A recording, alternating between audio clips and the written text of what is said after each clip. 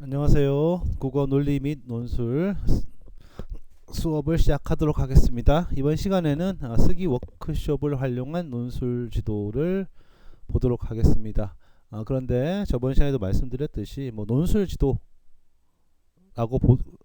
꼭 논술만을 지도할 수 있는 건 아니죠. 저번에 했던 협동작문도 논술만을 지도하는 것이 아니라 뭐 설명문 같은 것도 충분히 협동작문으로 할 수 있다고 했습니다. 워크숍도 마찬가지입니다. 워크숍이 뭐 독서 워크숍, 쓰기 워크숍 여러 가지 있지만 이제 쓰기 워크숍을 이야기하는 것은 당연히 논술 쓰기니까 쓰기 워크숍을 이야기하는데 이제 이 부분에서 여러분들 아셔야 될 내용은 이제 워크숍이 뭔가 어떻게 활용할 수 있는가 하는 부분에 좀 초점을 맞춰서 보시면 되고 이 실제로 논술을 학습하게 되면 그러니까 교수 학습하게 되면 이 부분에 저번에도 말씀드렸지만 여러 가지 학습자 요인이라든지 환경 요인, 교수자 요인 등을 고려하셔가지고 수업을 하시면 되겠습니다.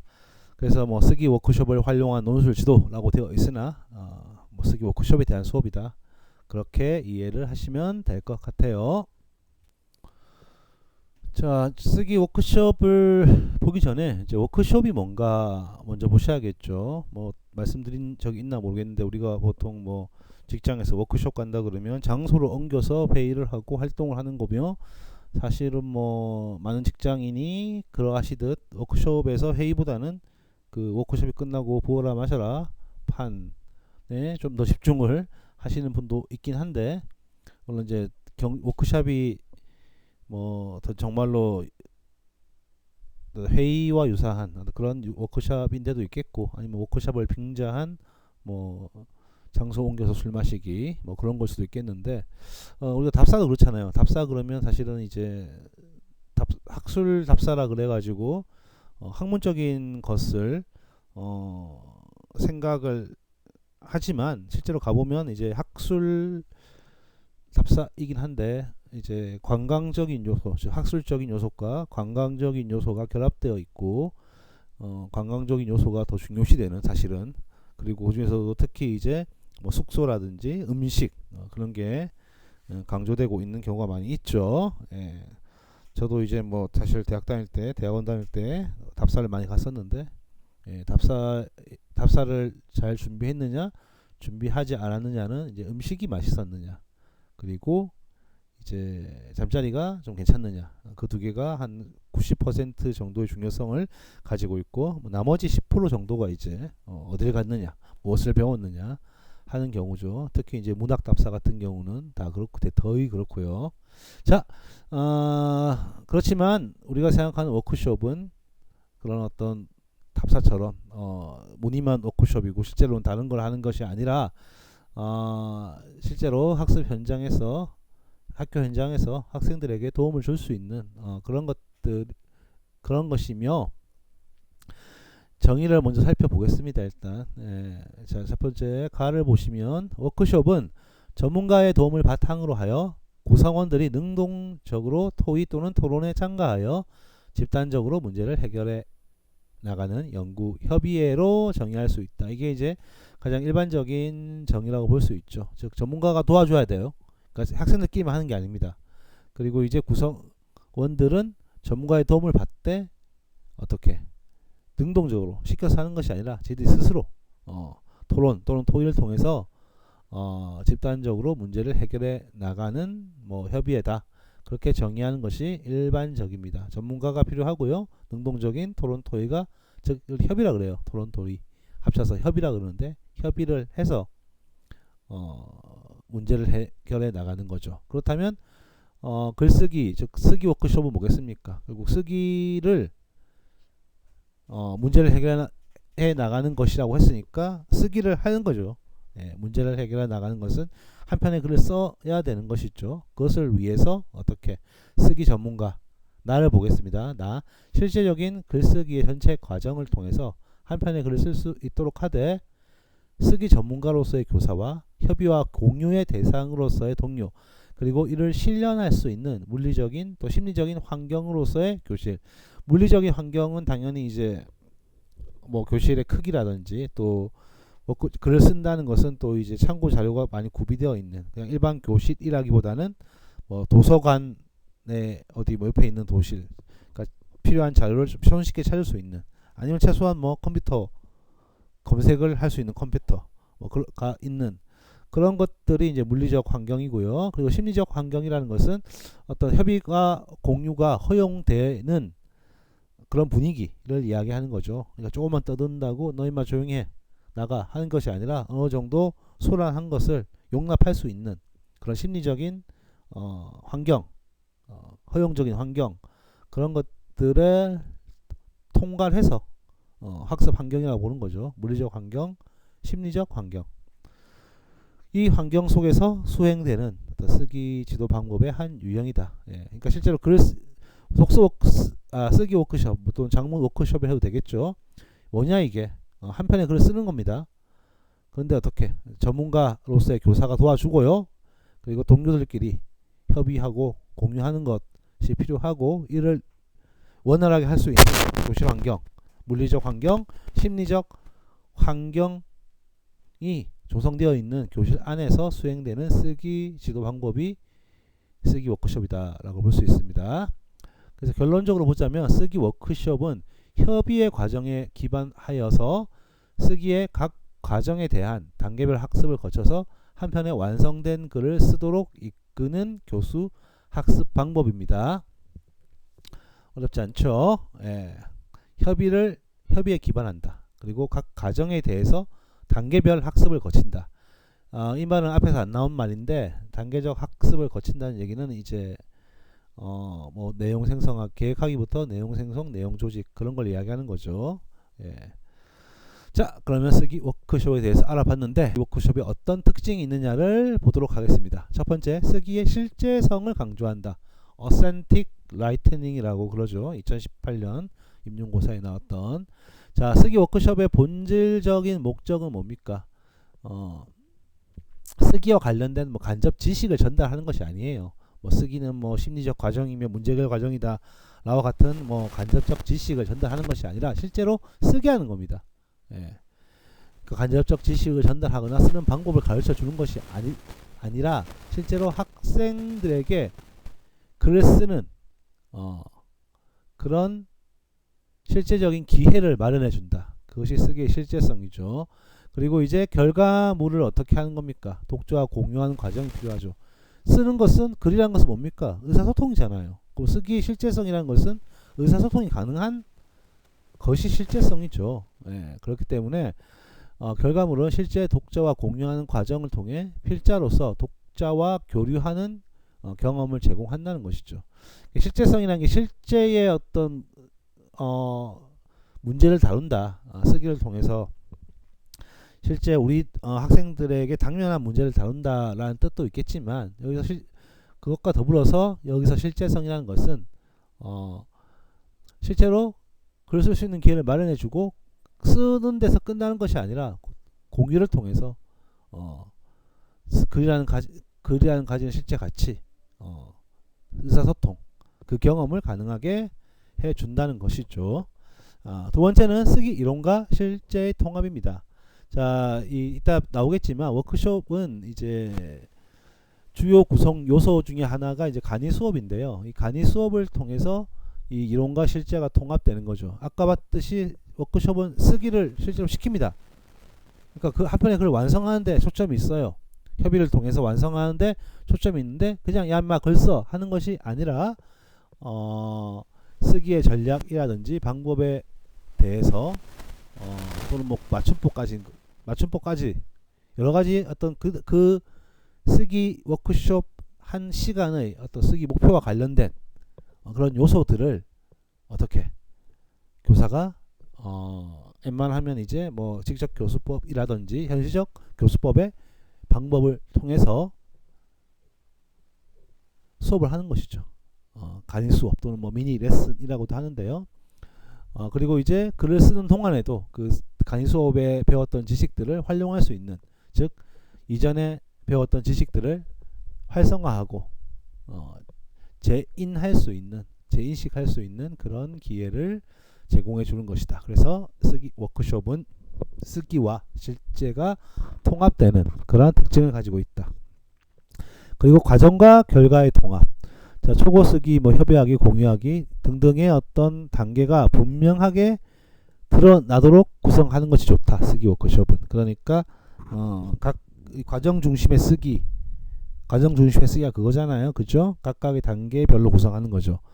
과정 중심의 쓰기가 될 수 있도록 각 쓰기의 과정을 좀 분명하게 드러낸다. 그럼에도 불구하고 또 어떻습니까? 결과, 글 쓰는 것, 쓴 글도 중요시한다. 그렇기 때문에 과정과 결과의 통합이라는 특징을 가지고 있으며, 다음으로 개인 필자와 공동체 간의 연계를 들 수 있는데요. 쓰기 워크숍은 쓰기가 이제 각 과정을 거치면서 중요한 지점에서 학생들은 교사 또는 동료들과 지속적으로 협의를 하게 되죠. 즉 개인과 교사 또는 동료들이라는 공동체와 협의를 하게 됩니다. 이 과정에서 고립된 필자가 지니는 제약 기억나시죠?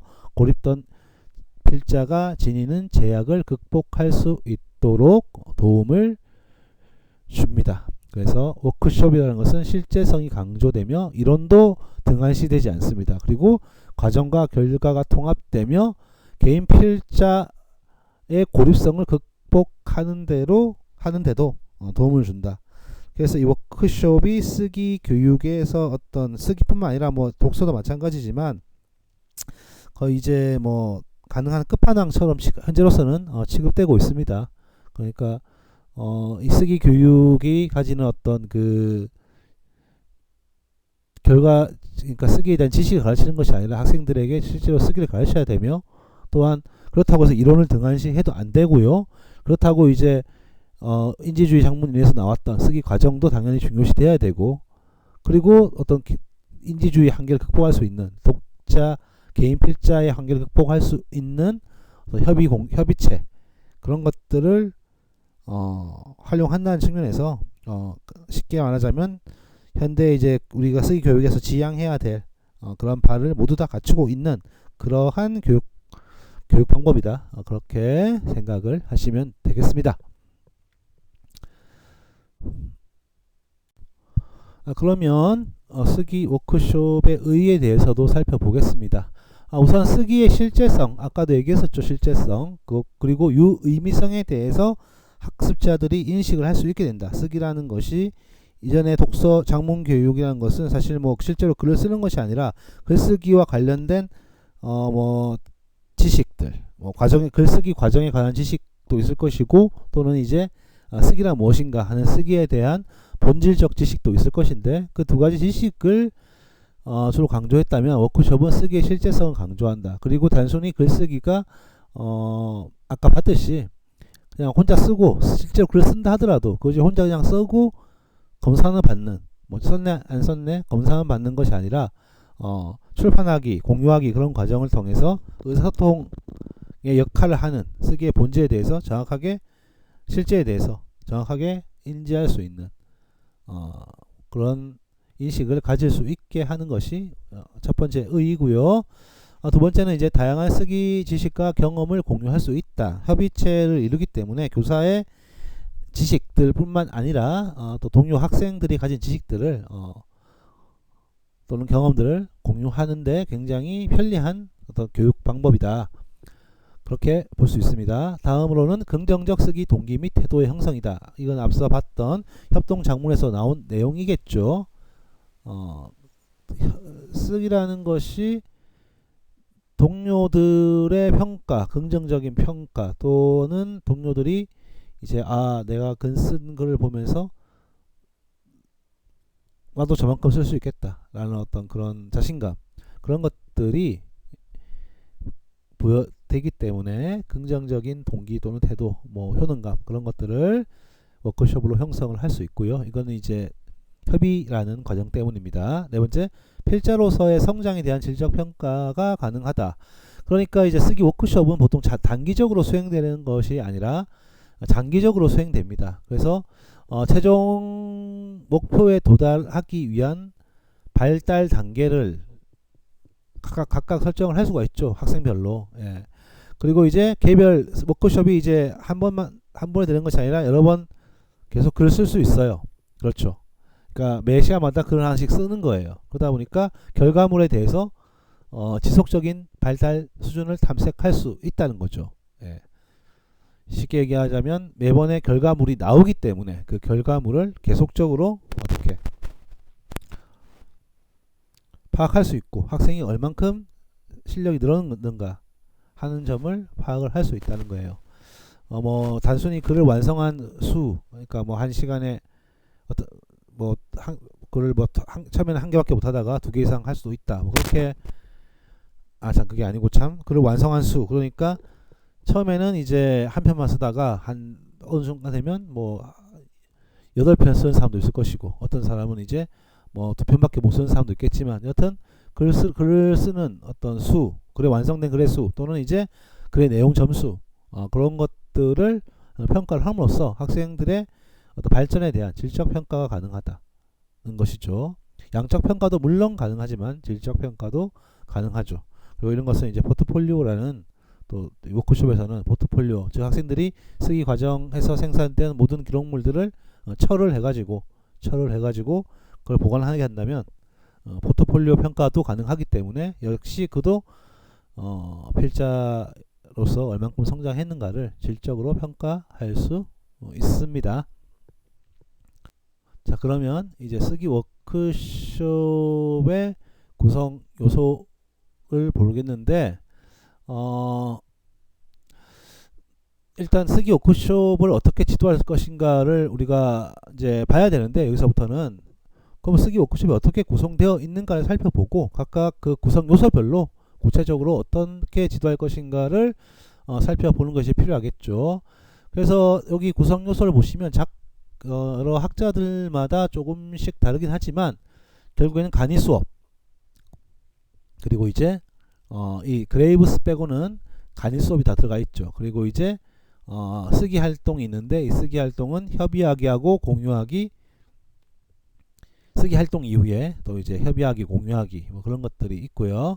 그리고 이제 뭐 출판 모임하기는 공유하기하고 같이 볼 수도 있는 건데, 즉 공통점을 보자면 간이 수업이 일단 가장 기본적인 것으로 표현되어 있고 그 다음에 쓰기 활동, 그리고 협의하고 공유하는 활동, 그 세 가지를 우리가 일단 기본적으로 이 여러 가지 연구 결과 속에서 공통적으로 찾아낼 수 있습니다. 예. 그렇기 때문에 워크숍의 구성 요소는 우선 간이 수업, 그리고 쓰기 활동, 또 협의 또는 공유 활동, 뭐 그렇게 나누어서 이야기를 할 수 있겠습니다. 자, 그럼 먼저 간이 수업부터 볼까요? 간의 수업이 아니고 간이 수업이죠. 예. 자, 간이 수업은 이제 아까 말씀드렸듯이 미니 레슨이라고 불리는 건데요. 자, 쓰기 워크숍이 쓰기의 이론과 실제를 연계하는 특징, 그것을 설명해 주는 요소입니다.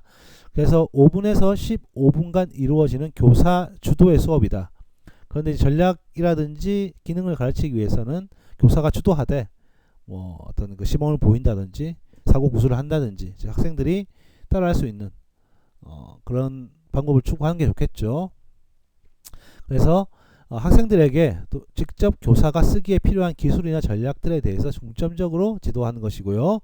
집중적으로 다루고자 하는 특정 전략들의 중점을 두고 설계하라. 즉 그 차시의 학습 목표에서 어떤 전략을 중요시하게 다룰지 정해져 있잖아요. 즉 학습 목표가 있잖아요. 그럼 학습 목표하고 관련된 전략들의 중점을 두고 설계를 하라는 얘기입니다. 예를 들어서 뭐 설명문 쓰기다 그러면 설명문 쓰기와 관련된 특정 전략들을 제시할 수도 있고, 아니면 설명문의 어떤 부분을 쓰는 거다. 예를 들어서 설명문에 서론 쓰기다.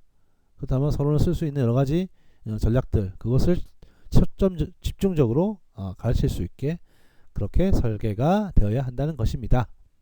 아시죠? 그래서 간이 수업에서 다룰 내용은 사실 뭐 굉장히 많습니다. 뭐 쓰기 워크숍의 절차, 첫 시간에 이런 것도 해야겠죠. 그 쓰기 워크숍 운영과 관련된 뭐 중요한 정보 같은 것도 얘기해야겠고요. 뭐 네가 어디에 있는 책을 이용할 수 있다, 뭐 그런 것들, 그리고 자료를 획득하고 사용하는 방법, 그리고 이제 동료와 협의할 장소, 뭐 이런 것들도 기본적으로 워크숍 수업 시간에 간이 수업을 통해서 가르칠 수 있고요. 그리고 이제 뭐 글쓰기의 유형, 뭐 장르 그런 것들, 지식, 쓰기의 과정, 뭐 주제를 선정, 탐색, 조직하기 위한 전략 또는 글을 수정하기 위한 컴퓨터 조작 방법 이런 것도 가능하고요. 또 뭐 좋은 글의 요건들, 또 편집하기 기술들 해서 사실은 이제 글쓰기와 관련된 모든 것을 다 강의 수업에서 할 수 있습니다. 예, 그러니까 그 수업 시간에 학생들이 글을 써야 되잖아요. 그 쓰는 글과 관련해서 가장 이제 집중적으로 배워야 될, 학습해야 될 요소들을 교사가 잘 구성을 해서 가르치는 것이죠. 전략을 가르칠 수도 있고 기능을 가르칠 수도 있고 지식을 가르칠 수도 있다는 겁니다. 전략, 뭐 기술, 기능, 지식 다 가능하다. 그렇게 보시면 되겠습니다. 자, 그럼 두 번째 쓰기 활동하고 협의하기 활동을 보겠습니다. 이제 쓰기 활동은 이제 실제 글이 출판될 수 있을 정도의 완성도를 확보하는 활동이죠. 물론 1시간 안에 글을 다 쓸 수 있을지 모르고요. 뭐 학생들의 수준에 따라서 뭐 몇 시간에 걸쳐서 완성된 글을 써야 될 수 있습니다. 그리고 이제 협의하기는 쓰기 활동에서 동시적으로 발생하는 건데요. 이제 학급 동료들 혹은 교사와의 관계에서 발생을 합니다. 보통 이제 학생 필자들이 질문을 하게 되죠. 그리고 이제 독자 입장의 교사 또는 동료들이 질문에 대한 피드백을 통해서 이루어지는 것이 협의학입니다. 쉽게 말하자면 물어보고 또는 뭐 자신의 쓴 글을 보여주고 또는 뭐 이렇게 하면 어떻겠니 하고 그런 어떤 관계죠. 예. 그래서 뭐 칭찬하기는 뭐야? 이런 부분은 잘했구나. 질문하기, 이것은 좀 쉽게 말해서 문제가 있는 부분을 지적하는 거죠. 이런 부분에서 좀 어색하거나 문제가 있다라고 생각된다면 이거 왜 이렇게 쓴 거야? 그렇게 질문할 수도 있겠고요. 그리고 마무리하기는 전에 비해서 이런 점이 향상되었구나 등의 말하기 방식으로, 말하기는 이제 그렇게 평가해주는, 또 교사나 독자들은 그렇게 칭찬하기, 질문하기, 마무리하기 등의 말하기 방식으로 수업 협의하기가 이루어진다는 겁니다. 그러니까 협의하기라고 해가지고 무슨 아주 뭐 구체적인 어떤 구체적인 절차를 따가지고 그 절차 안에서 협의를 하는 것이 아니라 자유로운 분위기에서 글을 쓰는 과정 속에서도, 그리고 글을 쓰고 나서도 여러 가지 질문을 하고 대답을 하고 하는 과정이 포함된다는 것이죠. 그래서 쓰기 활동과 협의하기는 뭐 나누기 좀 어렵습니다. 동시적으로 이루어진다라고 볼 수 있고요. 저번에 협동 작문에서 얘기했지만 결국 이것도 협동 작문과 관련된 측면이 약간 있기 때문에, 물론 하나의 글을 나눠 쓰는 것은 아니지만 협의를 하는 부분이 있기 때문에 이 부분은 잘 이제 여러분들이 학생들이 이런 워크숍 활동을 잘 할 수 있도록 지도를 하는 게 필요하죠. 선행 학습이 필요하죠. 자, 그 다음은 이제 출판하기입니다. 출판하기는 이제 공개적으로 발표하면서 학급 동료나 교사, 학부모, 심지어는 지역 사회의 구성원들을 대상으로 하여 소통할 수 있도록 하는 기회를 마련하는 것이 출판하기입니다. 출판하기는 쉽게 이야기를 하자면 아까 말했듯이 실제적 글쓰기와 관련된 것이고요. 글이란 것은 공개되어야 되는 것이죠. 특별한 뭐 편지라든지 그런 게 아닌 이상 사실은 많은 사람들에게 공개되기 위한 것이기 때문에 그것을 이제 최소한 학급 안에서 좀 더 범위를 넓히자면 지역 사회까지도 소통할 수 있는 기회를 마련하는 것이 출판하기다. 그래서 워크숍에서 출판하기, 제가 깜빡했지만 굉장히 중요한 활동입니다. 쓰기의 실제성을 담보한다는 측면에서요. 그래서 이 출판하기는 글쓰기가 사회적 의사소통의 한 방식임을 인식하도록 하는 게 가장 중요하고요. 글쓰기가 갖는 사회적 가치, 개인적 가치에 대해서 이해할 수 있도록 하는 기능을 제공한다. 글쓰기를 통해서 뭐 우리가 자아실현도 할 수 있고 여러 가지 할 수 있잖아요. 그렇죠? 예. 실제로 제가 이제 학생들을 가르칠 때 그 뭐 수업 시간에 얘기를 한 것 같은데 그 이제 고등학생 대상으로 이제 이 출판하기까지 한 적이 있죠. 지금 제 책꽂이에도 몇 권 책이 꽂혀 있긴 한데 결국 이 출판하기가 굉장히 중요한 부분이에요. 그러니까 학생들이 다 떠나서 또 자신의 글이 서책의 형태로 나오는 게 하는 게 사실 굉장히 중요합니다. 그러니까 뭐 인터넷에 각급 인터넷에 올리게 하는 것도 뭐 출판하기에 또는 뭐 공유하기에 한 방식이지만 사실 그거는 그렇게 물리적 실제감이 없기 때문에 또 누가 애써 찾아보겠습니까? 자기가 글을 썼다는 어떤 뿌듯함, 그러니까 이게 뭐 논술물 말고요, 일반적인 글을 썼다는 뿌듯함, 성취감, 그런 것을 학생들에게 가시적으로 보여줄 수 있는 것은 서책형 형태를 만들어 주는 거예요. 아무리 뭐 전자시대니 한다 하더라도 이 책이 주는, 이 책이라는 전자책 말고요, 실제의 책이 주는 그 물리적인 그 감촉, 그것은 사실 전자책이 주지 못하는 특별한 것이죠. 여러분들도 이제 그 레포트 쓸 때 그러잖아요. 컴퓨터로 막 칠 때는 막 내가 제대로 하고 있나 어쩌나 하다가도 막상 이것을 표지 만들고 딱 꼽아가지고 제출하게 되면 약간 뭔가 좀 뿌듯함이 있죠. 예. 기영도 시인 같은 경우도 약간 그런 게 있었죠. 그냥 타이핑을 해야지. 타이핑을 하면 이제 이게 시 같다. 그렇게 즉 타이핑을 한다는 말은 머릿속에 공책에 쓴 것이 아니라 물리적인 책과 가까운 형태로 만든다는 거거든요. 예. 그래서 이제 학생들을 지도하다 보면 여러분들도 뭐 이제 글쓰기와 관련된 동아리를 지도할 일이 있을 텐데요. 그렇게 되면 반드시 이 출판하기 단계를 하는 게 필요하다. 아무리 이게 글쓰기가 한 학기 동안 진행되는 워크숍이든 뭐든 한 학기 동안 진행된다고 보자면 이 한 학기 동안 진행되는 그 여러 노력들이 학생들에게 짠 하고 나타날 수 있게 하는 게 굉장히 필요하죠. 예. 그 심리적 만족도가 그 인터넷으로 전자책 같은 형태로 뭐 그렇게 공유하는 것보다 실제 책으로 공유하는 것이 훨씬 도움이 된다. 성취감을 느낀다. 그런 성취감이 사실은 글쓰기의 어떤 동기, 쓰기의 정기적 요소 있잖아요. 동기라든지 효능감이라든지 태도 같은 것을 긍정적으로 바꿀 수 있는 거예요.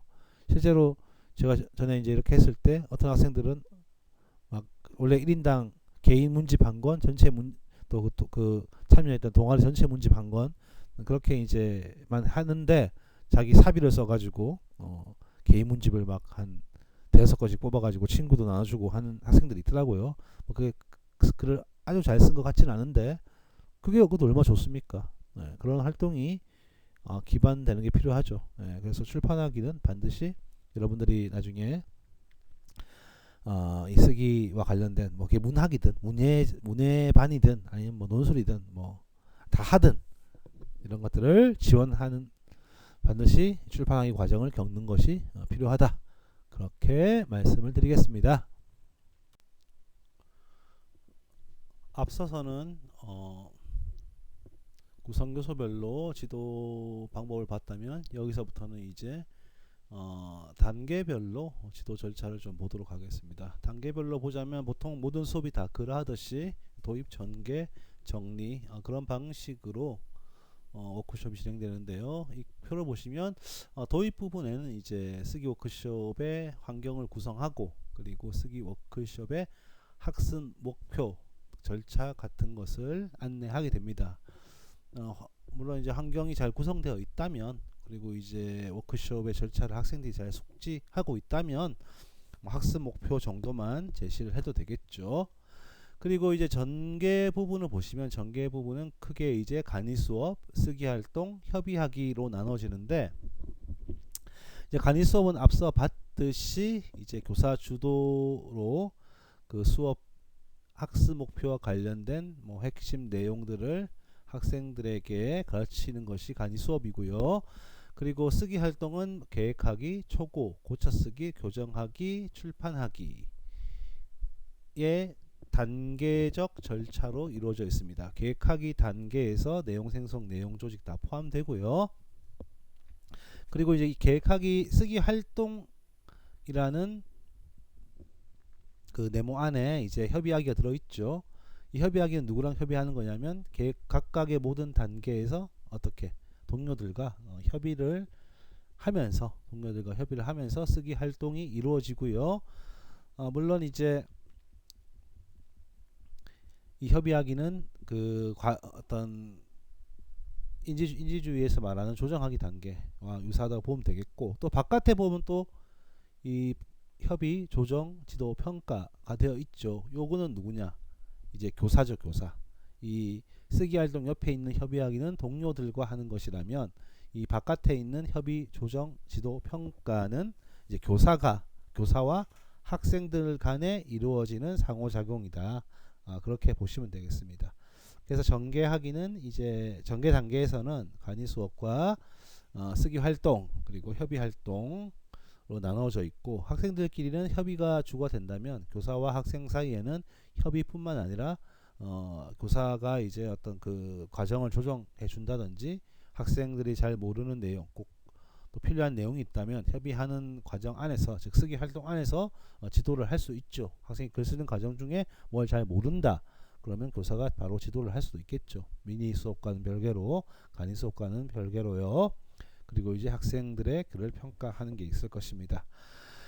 여기까지가 전개 단계고요. 그리고 이제 정리 단계는 이제 작품을 공유하고, 학생들끼리 작품을 공유하는 거죠. 그리고 작품에 대해서 반응하고 피드백하고, 또 칭찬, 격려를 통해서 학생들의 쓰기 동기, 쓰기 태도, 쓰기 효능감이 올라갈 수 있도록 해주는 것이 정리 단계입니다. 그럼 이제 각각의 단계별로 한번 살펴보겠습니다. 자, 도입 단계는 실제 쓰기 워크숍이 이루어지는 단계로서 이 적절한 워크숍 환경을 조성할 필요가 있습니다. 물론 도입 단계 이전에 준비 단계라는 게 있어요. 준비 단계란 말은 전체 워크숍을 수업을 시작하기 전에 사전 계획을 수립하는 단계가 준비 단계죠. 그래서 워크숍의 성패를 결정하는 것이 어쩌면 준비 단계일 수도 있습니다. 예. 그래서 준비 단계에서는 이제 도입 단계, 수업 이전, 준비 단계는 수업 이전이죠. 수업 이전. 그러니까 이 워크숍이라는 것이 뭐 결국에는 긴 한두 번 하는 것이 아니라 한 학기 또는 뭐 1년 가까이 장기적으로 진행되는 수업이기 때문에 준비가 철저히 될 필요가 있는데요. 일단 우리가 만약에 논술이라고 보자면, 일단 쓰기 목표가 뭡니까? 논술을 잘 하는 것이죠. 기본적으로 준비 단계에서는 목표를 설정하고요. 그 다음에 이제 쓰기 유형도 논술이고요. 그 다음에 이제 유형과 관련해서 어떠한 쓰기 기능이나 뭐 쓰기 전략 뭐 그런 것들을 가르칠 것인가 하는 것을 정해야 되죠. 논술과 관련해서 필요한 기능, 전략 등을 정하고요. 그 다음에 이제 그것을 바탕으로 해가지고 쓰기 워크숍에서 어떠한 활동을 할 것인가 내용을 마련한 다음에 이제 뭐 포트폴리오 평가 등의 어떤 평가 방법을 설정하고 이제 운영 계획서를 만드는 건데, 그것이 끝나고 이제 실제 수업을 할 때는 도입 단계부터 시작되니까 여기서는 도입 단계부터 보겠습니다. 이제 쓰기와 관련한 자료들과의 접근성이 용이한지를 고려하라. 그러니까 환경을 조성할 때 그 교실 환경이 쓰기 자료들과 접근성을 반드시 타진해야 된다. 그리고 쓰기 워크숍 시간에 달성할 쓰기 목표, 과제 유형, 활동 내용에 대해서 매 시간 안내를 해야겠죠. 이번 시간에는 어떤 글을 쓸 것이다. 뭐 저번 시간과 연계해서 쓰던 것을 계속 쓸 수도 있고, 또 새로운 내용을 쓸 수도 있고, 그렇게 되겠죠. 자, 그리고 전개 단계에서는 이제 간이 수업과 쓰기 활동이 이루어지는데요. 이제 간이 수업은 쓰기와 관련한 쓰기 기능과 전략, 지식에 관한 학습 요소를 중심으로 해서 제한된 짧은 시간 동안 초점화해서 지도를 합니다. 그러니까 뭐 이것저것 다 하는 게 아니라 그 학습 쓰기와 관련된 가장 핵심적인 그런 기능, 전략 등을 중심으로 해가지고 짧은 시간에 지도를 하시면 됩니다.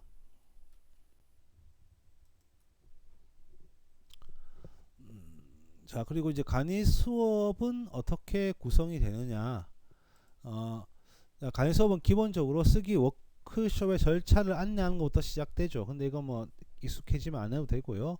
그 다음에 핵심적인 게 이제 목표 및 과제를 안내하는 거죠. 학습 목표가 뭐냐. 예를 들어서 이제 비교 대조의 글쓰기를 한다. 뭐 이렇게 예를 들 수 있는 거죠. 예를 든 겁니다. 비교 대조의 글쓰기라는 것은. 그리고 이제 평가 기준도 안내하고요. 평가 기준표 같은 걸 제시할 수도 있겠죠. 그리고 이제 관련 기능, 아까 비교 대조의 글쓰기가 학습 목표라면 그 비교하기, 대조하기와 관련된 기능을 일반적으로 설명을 하게 되죠.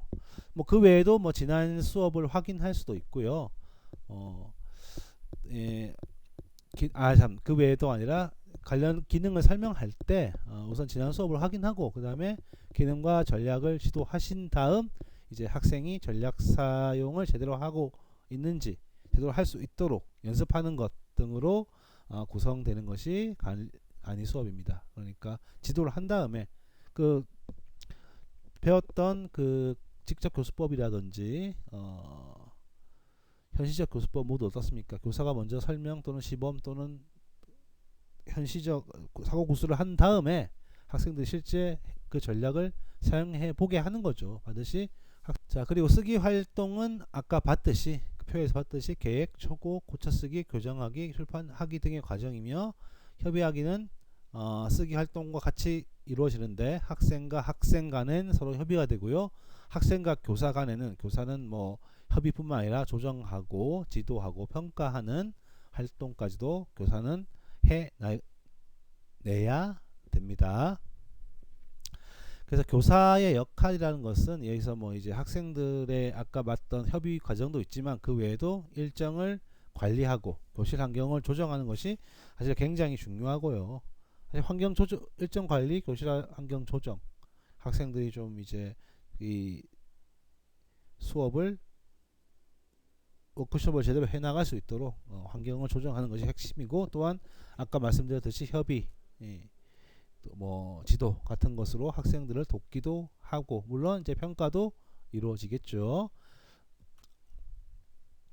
그 다음 마지막으로 정리 단계인데요. 정리 단계는 이제 공유하기 활동에서 학생들이 쓰기에 대한 효능감을 잃지 않고 지속적으로 글쓰기에 참여할 수 있도록 그러니까 다음 시간에 또 워크숍 한 번 하고 끝날 거 아니잖아요. 계속 해 나가야 되니까 이제 긍정적인 피드백을 제공해서 글쓰기에 좀 더 동기화할 수 있도록 안내하는 것이 필요합니다. 그래서 마지막으로 지도상의 유의점을 보겠습니다. 자, 쓰기 워크숍과 관련한 시간 설계를 명확히 해야 되고요. 그리고 쓰기 활동에 필요한 자원들을 충분히 지원해 줘야 됩니다. 학생들이 시간 설계를 분명하게 하지 않으면 그러니까 총 시간 설계라는 게 두 가지 개념이 있죠.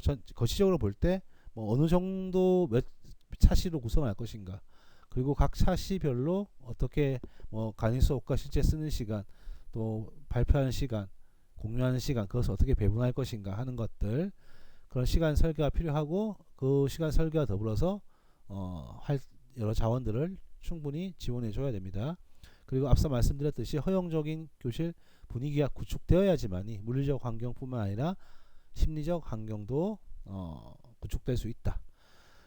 네 번째, 학생들의 쓰기에 관한 향상 정도나 참여 수준의 정도를 확인하기 위해 반드시 학생들의 쓰기 과정이나 향상 정도를 확인할 수 있는 향상 도표를 만들어라. 그것을 공개하라는 건 아니고요. 공개도 좋겠지만 교사가 학생들의 쓰기 과정 향상 정도를 확인할 수 있는 그런 도표 같은 걸 만들어 가지고 학생이 얼마나 쓰기 실력이 향상되었나를 파악할 수 있는 그러한 것들이 필요하다. 물론 이제 포트폴리오로도 가능하고요. 그렇지만 포트폴리오는 좀 이것저것 자료가 많으니까 좀 직관적으로 가시적으로 학생의 향상 정도를 확인할 수 있는 도표 같은 것을 만드는 것이 필요하다는 겁니다. 학생들의 성장을 그러니까 쓰기 능력 향상을 한눈에 파악할 수 있어야 되기 때문이겠죠. 자, 그리고 쓰기 워크숍에서 교사가 결정해야 될 것이 여러 가지가 있습니다. 첫 번째 이제 공유 집단 구성을 어떻게 할까? 뭐 짝으로 할 수 있고 모둠으로 할 수 있고 전체 학급으로 구성할 수 있습니다. 이것은 이제 학생들의 성향이라든지 교실 환경 등을 고려할 필요가 있겠죠. 전체 학급이 뭐 한 대여섯 명이다. 그렇다면 학급 하나를 집단으로 할 수 있는 것이죠. 아니면 이제 모둠으로 할 수도 있고 학습자들이 어느 정도 글쓰기에 익숙하다면 짝으로 해도 될 것 같고요. 여튼 여러 가지 방법이 다 가능하나 일반적으로 모둠을 짜게 되면 또 모둠 간의 또 활동도 가능하기 때문에 그 이제 나중에 또 언급하겠지만 그 동료 평가할 때 모둠 안에서 평가하는 게 있고 모둠 바깥에서 평가를 하는 게 있거든요. 그렇기 때문에 뭐 특수한 상황이 아닌 이상은 모둠별로 이제 공유 집단을 구성하는 것이 좋고요. 두 번째 이제 쓰기 결과물을 어떻게 보관할 것인가 활동철, 공책. 그러니까 철이 좋죠. 철이라는 것이 과정 쓰기의 과정. 그러니까 간이 수업 때 학습한 자료들도 철에 끼울 수 있고 글 쓴 결과물도 끼울 수 있고 또 그 결과물 이전에 초고도 끼울 수 있고 또 그의 계획하기 단계에서 행해졌던 여러 가지 뭐 자료들 그런 것들을 끼울 수 있죠. 그것이 이제 포트폴리오 일종이죠. 포트폴리오. 예, 뭐 노트로 하도 되고요. 그리고 쓰기 워크숍에서 컴퓨터는 어떻게 할 것인가. 그러니까 논술을 만약에 기본으로 해서 쓰기 워크숍을 만든다면 컴퓨터는 사실 쓰면 안 되죠. 논술이란 것이 기본적으로 손으로 써 나가야 되니까. 그런데 뭐 그것이 아니라 일반적인 다른 글이라면 워크숍에서는 사실 뭐 컴퓨터는 충분히 제공되어야 된다. 저도 수업할 때 항상 컴퓨터를 앞에 놓고 수업을 했습니다. 그 다음 이제 국어 교과서를 활용할 것인지 또 활용한다면 활용의 수준이 어떠한가. 뭐 국어 교과서라든지 작문 교과서 뭐 뿐만 아니라 다른 교과서들 그러니까 이 범교과 작문을 한다면 뭐 국어 교과서뿐만 아니라 다른 과목의 교과서도 활용할 수도 있겠죠. 활용할지 안 할지 정하고 활용한다면 어느 정도로 활용할 것인지 뭐 참고적으로 활용할 것인지 주로 사용할 것인지 뭐 그런 것들도 교사가 결정해야 되고요. 그리고 각 쓰기 유형, 모형, 문체나 형식들의 안내서, 편람, 반응 질문의 방법들, 교정하기 팁 등에 관한 세부 상황을 명확히 했는가? 세부 상황을 명확하게 했는가죠. 유형, 모형, 문체, 형식들의 안내서, 편람들, 반응 질문의 방법들. 예. 반응 질문이란 건 그거죠. 학생들에게 특정한 반응이 나올 수 있도록 하는 질문들이죠. 그러니까 문학이든 글쓰기든 너무 열린 질문이 아니라 학생들에게 특정한 반응이 나올 수 있도록 하는 질문들. 그리고 뭐 교정하기 팁 같은 여러 세부 상황들을 명확하게 결정해야 되고요. 그 다음에 직접 교수 방법으로 지도하는 방법에 대해 구체화하였는가. 그러니까 교사는 항상 강의 수업 형태에 대해서 고민을 해야 되고 보통 직접 교수법이지만 쓰기에 활용할 수 있는 광범위한 수준의 직접 교수 방법을 고려해야 된다. 그러니까 뭐 직접 교수 방법이라는 것은 교사가 먼저 시범을 보이고 학생들이 이제 그 따라 연습을 하면서 교사의 능력이 학생에게 이양되게 하는 것인데 여러 이제 시범 보이는 방법을 여러 가지 할 줄 알아야 된다는 것이죠. 그리고 이제 교실에서 학생들의 움직임에 대한 허용 규칙을 마련했는가 정해야 된다는 거죠. 왔다 갔다 하는 거 되는 건지 앉아서 해야 되는 건지 뭐 그런 것들 교실 환경에 따라서 또 학생들의 어떤 그 이 익숙도에 따라 가지고 다르겠죠. 마지막 학생들이 서로 글에 대해서 협의하기 등 반응하기 등의 형식들에 대해서도 구체화할 필요가 있다. 좀 더 추가를 하자면 이제 반응하기 형식들을 어떻게 자유롭게 반응할 수 있게 할 건지 아니면 어떤 구체적인 형식 질문지 같은 걸 줘가지고 폼을 줘가지고 그 폼에 맞게 반응할 수 있게 유도할 것인지 등을 구체화할 필요가 있습니다. 자, 쓰기 워크숍은 이제 앞서서 말씀드렸지만 이 워크숍이라는 것은 이제 어떤 다양한 어떤 최근에 나오는 학문 이론들과 관련해서 모든 것을 다 집약되어 있는 것이기 때문에 이론과 실제가 결합되어 있고 과정과 결과가 결합되어 있고요. 또 여러 가지 쓰기의 실제성에 대해서 인식해 줄 수 있고 여러 가지 좋은 장점이 있기 때문에 이제 워크숍이 많이 활용되는데 논술에서도 이런 워크숍을 활용해 가지고 왜냐하면 개인적으로 학생이 자신 혼자 글을 쓰게 되면 어떻습니까? 글쓰기 실력이 이렇게 많이 늘지가 않잖아요. 그렇기 때문에 워크숍을 통해서 서로 협의를 하고 또 교사가 거기에 또 관여를 해서 도와준다면 학생들이 이제 이 논술 쓰기에서도 좀 더 어찌 보면 드라마틱한 능력의 향상을 이끌어낼 수도 있습니다.